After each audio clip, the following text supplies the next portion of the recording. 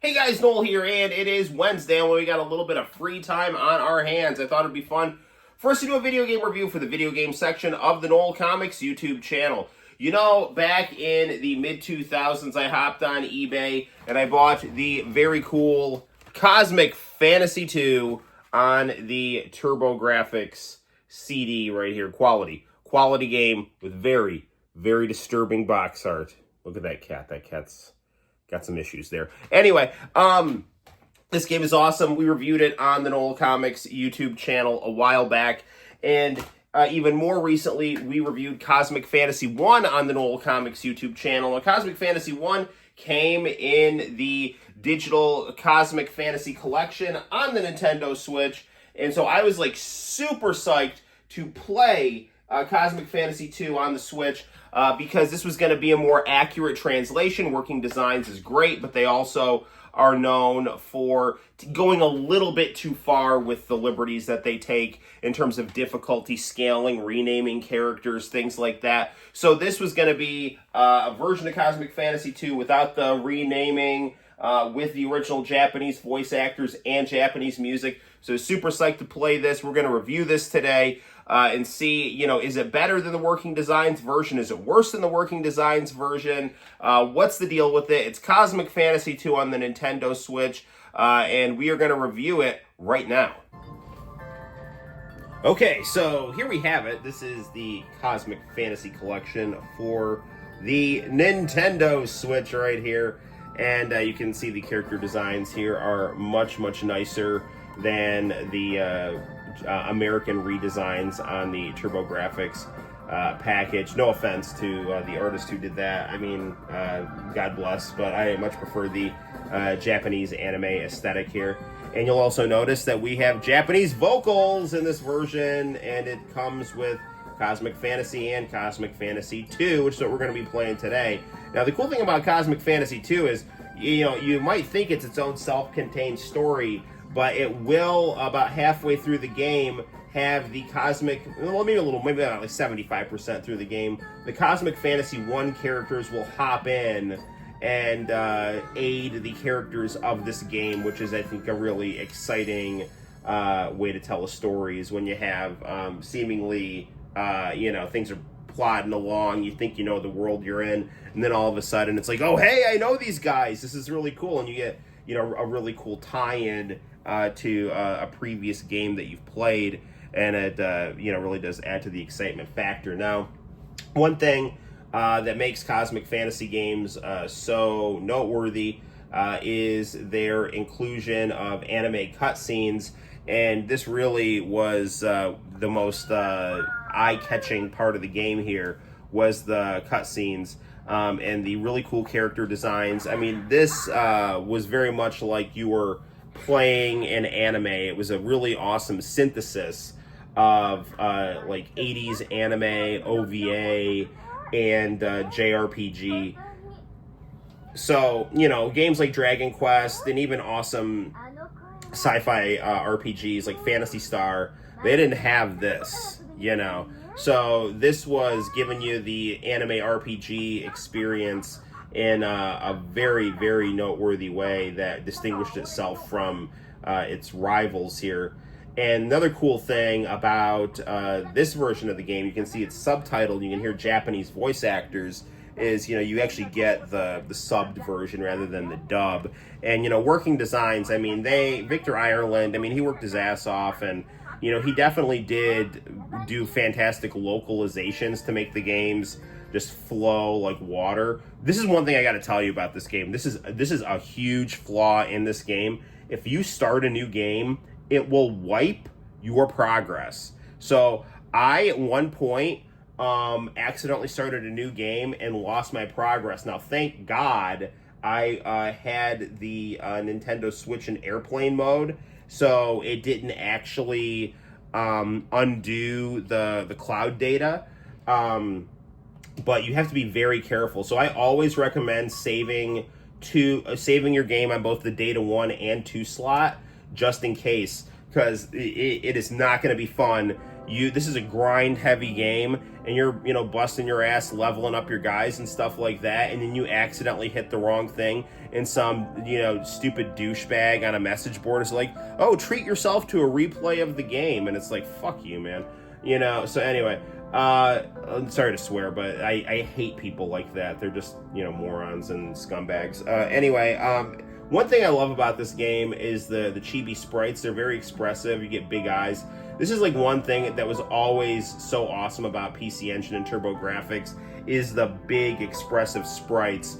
And I'm a Team Sega guy all the way, but I always was annoyed that Sega always opted to have smaller like characters. Like if you take a look at like Cosmic Fantasy 2 and 4 and 3 and stuff like that, their characters are more like realistically proportioned, but I don't want to see that. I want like chibi expressive graphics here that really kind of convey the character here. The other cool thing about this game is you'll see is in special points you do get these really cool anime pictures here, and you're going to want to not level up, you're going to want to take naps and save your game here and do it often. And like I said, I'm not going to save to both slots here because I'm just at the end of the game here. This is the end of the game, and I said in the original review I did of Cosmic Fantasy 2, the Working Designs version, that Final Fantasy 7 it took some of its tropes from this game, maybe directly, maybe indirectly, I don't know, but in this game, and I'll include some spoilers in this review, this game is from the late 80s, early 90s, so I mean I think enough time has passed. There is, like, Aeris and Tifa. There are female characters that do remind me a lot of Aeris and Tifa, and the one that reminds me of Aeris ends up dying in a very dramatic way as well. So, you're Van, the guy in the front there, and about halfway, and there's also time travel in this game as well. So, Chrono Trigger also, I think, borrowed some of the ideas from this game. This game does not get enough credit for its innovative storytelling here. So you're Van. Halfway through the game, your girlfriend Larla, who is kind of got a similar vibe to Aeris, she's kind of ethereal and connected to otherworldly powers. She gets kidnapped by this kind of Dio Sephiroth vibe guy. He's got a mask with 4 eyes. Seems like Galem.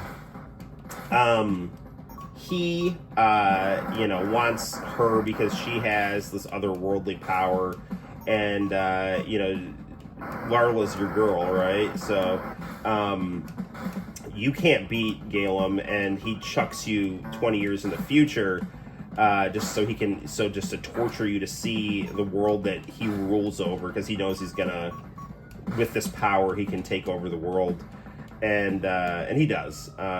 And you're out for revenge against him, and what ends up, I gotta be careful here, I think, right? There's holes in this floor, so I have to be very careful here. There's like invisible holes. This is the final dungeon. As you get chucked into the future, the game all of a sudden has a female protagonist who kind of does remind me of Tifa. She's kind of sexy and spunky. Her name's Rim. In Working Designs, they called her Babette, which is kind of odd. And she's tied to these cosmic hunters, these benevolent space police that, you played as the protagonist in the first game. He was one of those guys. And eventually, about 75% through the game, the protagonists from the first game pop in, and they start helping you. All right, now I think I gotta do... If you want to get to the final boss, I'm pretty sure this is the path you have to follow here. No. Okay, do I have enough? All right. Now, if you're not careful, you're gonna fall into the basement of this dungeon, and the good thing is you'll be able to grind and level up quite a bit. So when I actually beat this game, I'd been grinding, just walking around this basement for like, I don't know, probably like an hour or two, and like my HP was like up in the 600s and stuff. So I just beat the crap out of the final boss here. But like one thing I should also say here is the way you fight characters in this game I really enjoy, because I really like the Dragon Quest first person style here. All right, as opposed to the third person that you get in the older Final Fantasy games. You really get to see more of what the enemies look like, and you get more of the anime aesthetic. Now, I'm not going to beat the game here, but I will show you the cutscene leading up to the end of the game here, and I will also show you a little bit of the final boss fight here.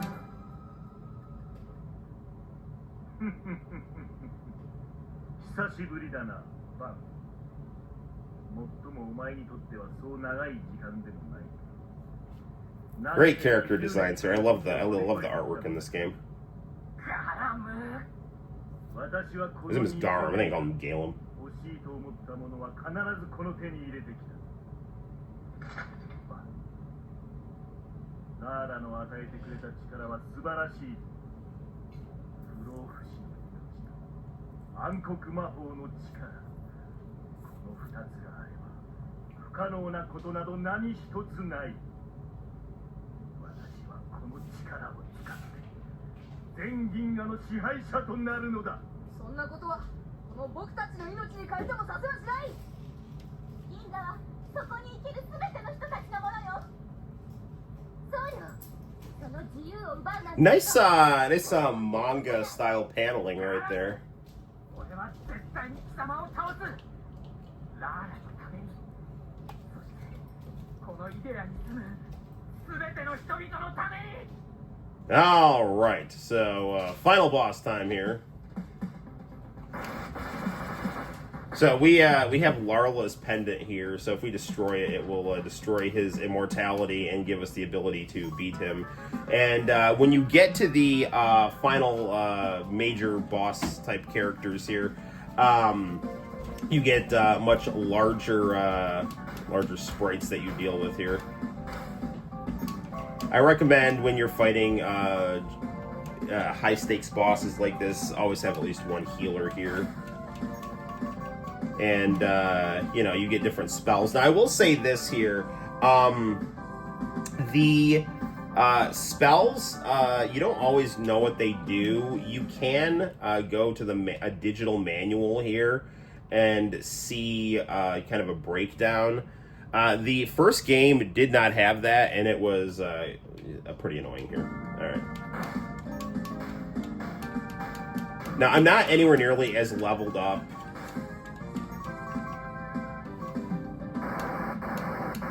as I was when I actually beat this game here.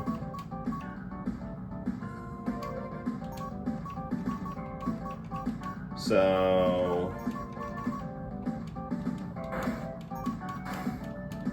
there's a good chance I might lose here, but I at least want to get him, see if I can get him to his second form. Or his final form. You fool, this isn't even my final form.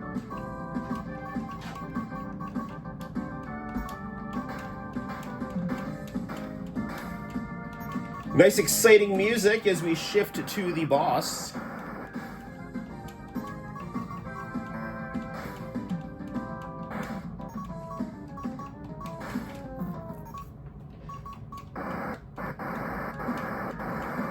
Obviously, as you play the game, you get weapons that actually can do damage to multiple characters, which is actually really useful because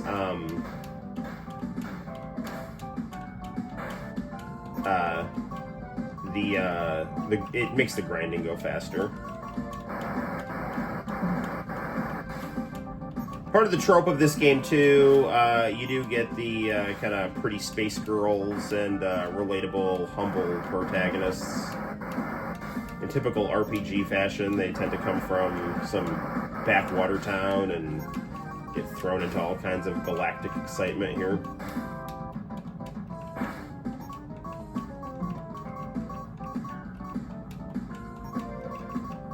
Do Viker again, see if I can boost our attack power.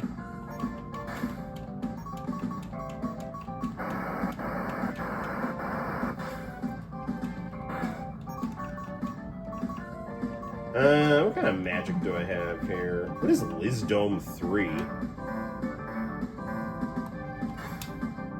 Okay.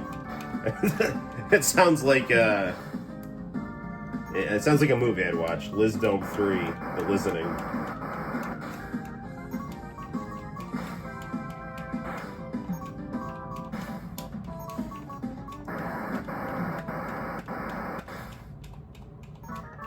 Sometimes you'll fight characters and like they'll like turn into multiple monsters, which is kind of interesting.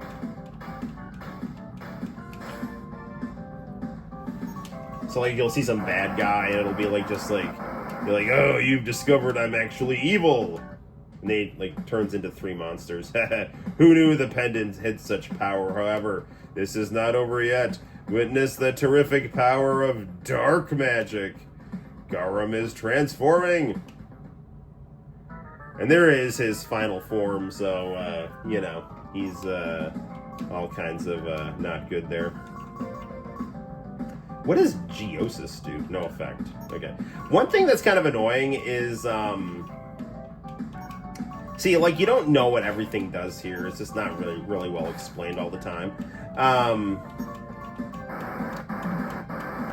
The only translation problem I really noticed in this game is sometimes as you like level up more, some of your spells can be mislabeled as items, which again is not like a huge deal, but it can be kind of annoying. So, but yeah, so this is kind of the game at its most intense here. I do want to show you a little bit of the start of the game, just to kind of give you the vibe of the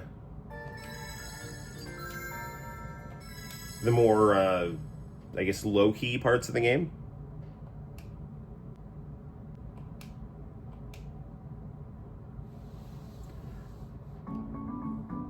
All right, so you can just like walk around the town here, and it's very cute. Now, if you play the Working Designs version of this game, some of the people will just have much kind of smoother rhetoric here. So, like, for example, in the Working Designs game, it's like, hey, is that a spear, or are you just happy to see me? It's like, what are you talking about? So, you're going to want to go into the inns here and rest.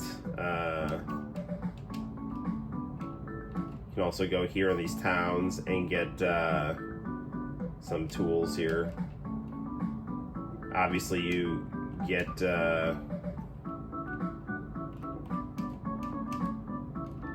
money from beating up monsters, and then, you know, you'll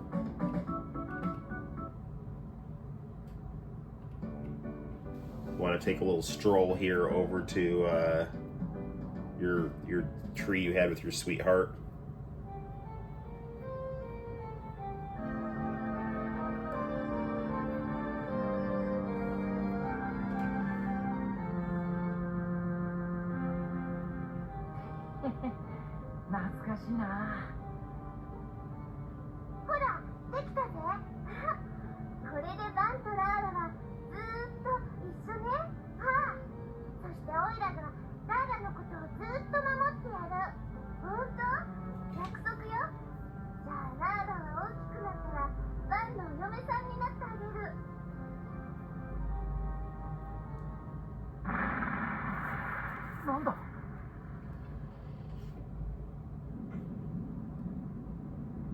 And from that, Van's Cyrillic low-key ideal life is changed forever. So there we have it, guys. That is Cosmic Fantasy 2. Quality title here. Can't recommend it enough. You will have to do some leveling up, so, you know, just be aware of that. But if you're looking for a good anime RPG, if you're looking for the quintessential PC Engine TurboGrafx RPG experience, you can't go wrong with Cosmic Fantasy. I will say that this game definitely did not flow as smoothly as the Working Designs version, but I did love hearing the Japanese voice actors and hearing the Japanese music, so it is definitely worth it to play both this version and the Working Designs version. I'm going to, at some point soon, check out Cosmic Fantasy 3 and 4, because the Cosmic Fantasy Part 2 collection did just come out. So on a scale of 1 to 10, I give this game a 409. That's just quality stuff. Until next time, guys, my name is Noel. You take care, and I'll see you in the very near future for more fun and excitement on the Noel Comics YouTube channel. Bye-bye.